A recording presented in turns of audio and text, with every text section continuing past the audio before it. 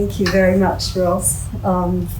It's lovely to see so many people here on an afternoon of book launches. What a delight to walk this path with her, seeing what the poet sees, and indeed feeling that each poem is a path that you have never walked before. These endorsement words I wrote for the back cover of Remarkable with Breathing came out of several deep readings of the manuscript. And it's a privilege to be launching the collection itself to here today to well-wishers, poetry aficionados, and those who might be new to Rose's succinct, joyous and thoughtful poetry. Rose has published 4 poetry collections and is the founding editor of Liquid Amber Press, as Ross mentioned, which produces both individual collections and anthologies, including last year's wonderful Poetry of Home anthology. Rose embraces Buddhist practice, about which I know little, but from the book's biography, she is a member of Compassionate Ocean, an online mindfulness community, Abundant Earth, Sanghas, a Buddhist monastery community in the Plum Village Zen tradition, which follows the teachings of a peace activist monk, Thich Nhat Hanh, of the Vietnamese Zen tradition, one which promotes peace, social justice, and environmental sustainability.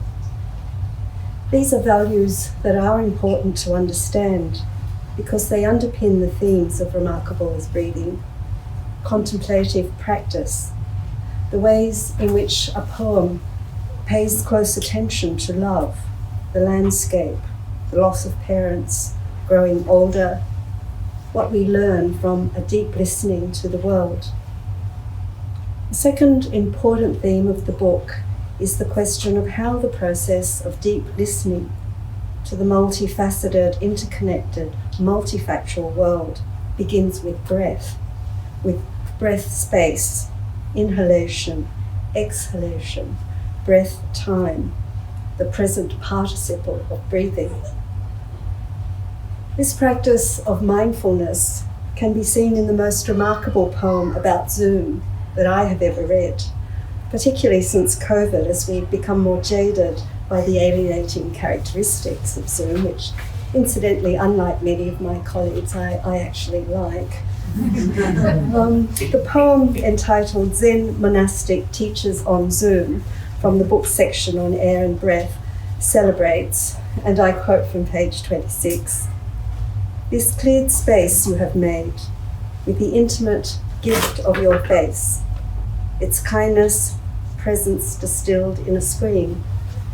You find your way into our rooms, into our heart, and in return we bring our own faces, illuminated with attention, the openness of palms, fingers, ready to listen." One of the great gifts of these poems is Rose's way of making familiar, such as a Zoom meeting, a walk on the beach, seeing whales, a father's belongings, or an exploration of the mind's cabinet with a therapist. How these poems take on new clarity, these familiars take on new clarity and a more generous clarity. This is an important frame in which to read the poems, which are so tender, so accepting of one's presence in the temporary world, so consenting to one's being, one's breathing. The poems are arranged in 4 sections: cusp of air and breath, the world is full of listening, and deep well of rest. And the sections form a journey of sorts, beginning with beginning to perceive love, to becoming one with loss's beauty and the inexorable passing of the physical embodiments of people, animals, and things.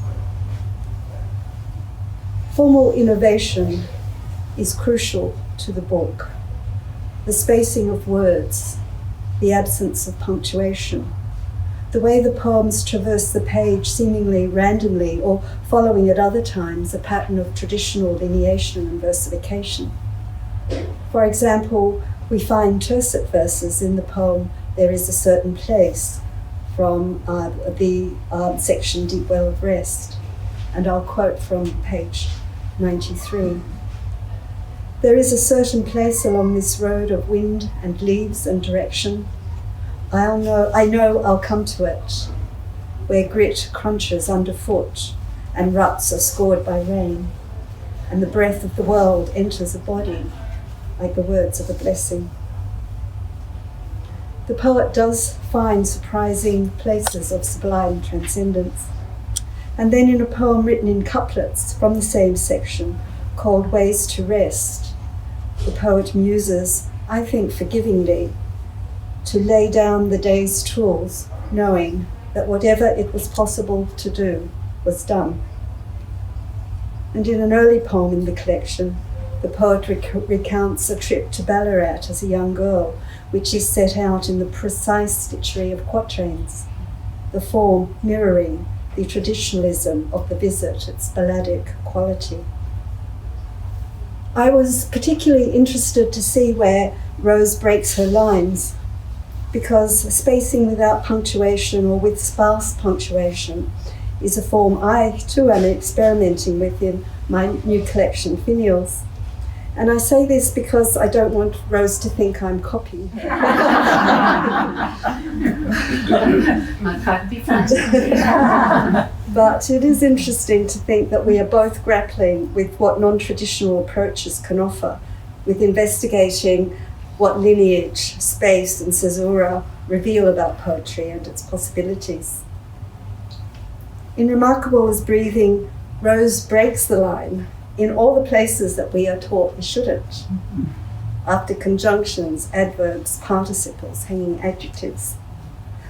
Rose is following her own breath, her own rhythms, her own instincts, and the remarkable result is a poetry that allows the abstracts that Rose is so often concerned with, compassion, love, faith, to become vivid, essential, integrated. Rose is an expert practitioner of poem endings, again and again taking us on a surprising journey, yet bringing us somehow home, always home.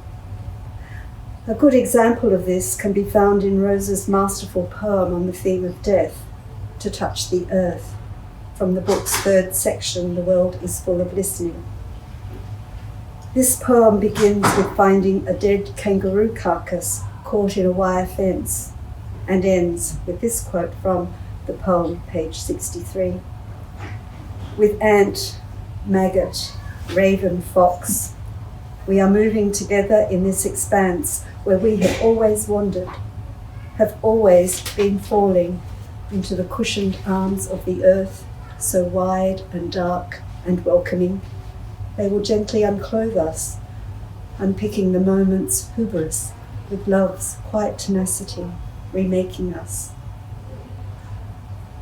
Rose's deep respect for the planet, its creatures, landscapes and oceans whistles through the book, thrums like a steady inhalation, exhalation, in poems such as Where I Have Walked and its repeated pathways of the familiar, or from the poem Walking Meditation New Year's Day from the first section of the book called Cusp, and I quote from page 7. Then over the waves of sweet vernal, burnt to gold, while shafts of bright light, not yet so brassy, break through a sway of greens and greys, its fiery fingers on my skin, anointing me at this cusp. There is an elegiac quality to these poems. The death of parents looms large. What did those relationships mean?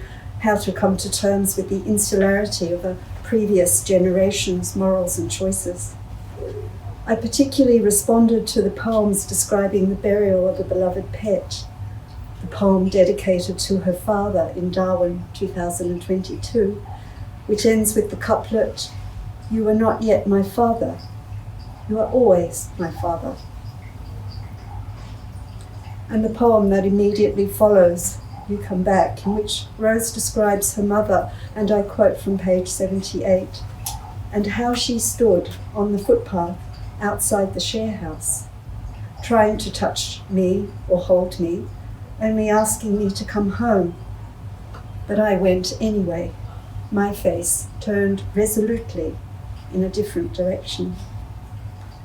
My share house was in Bondi, Sydney. I was 18, and this was my mother too. In these poems, boundaries have dissipated and there is no edge between autobiography and the myriad experiences of the world outside the self. These poems embody mindfulness not only in the way I think about it as a psychiatrist in terms of meditation as a way of seeking to live in the moment with less worry, but also the way spirituality places us in relationship to others and to nature. As such, it is difficult to pick a particular poem to quote.